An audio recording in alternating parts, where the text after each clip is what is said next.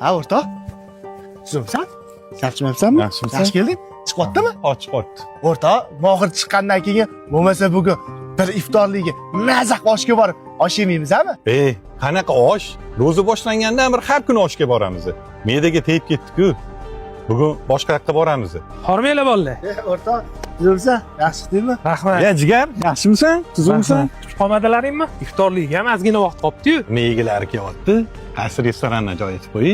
Boy. To'g'risini aytsam, u bu ovqat tortmayapti.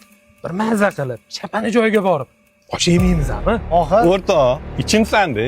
Kakra soch shohibidan yetib turdim. Bugun bir mazza qilib oshga borib, osh yemaymiz-mi deb. Ketdi bo'lmasa. Bo'lmasa sizlar bemalol boraveringlar. Anasi uyda muammolarim bor edi. Borsang bo'lardi. Momoyi oilang bilan emasmi?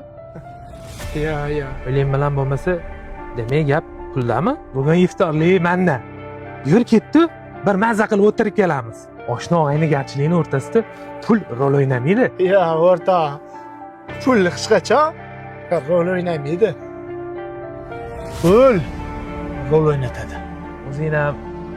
So'zing ham qiziq bo'lasan-da. Qizig'ini aytaymi? Oldin aktyorlarni televizorda ko'rardik. Hozir yon atrofimizda kerak bo'lsa, oshna og'aylarimizni o'rtasida ko'ryapmiz. Hozir hamma aktyor bo'lib ketgan. Kimga ham muxlislik qilishini bilmay qolgan. Undan ham qizig'ini aytaymi? Rolini shu darajada o'ynab qo'yadi. Qoyil qolganingdan-chi, sen chalib olasan.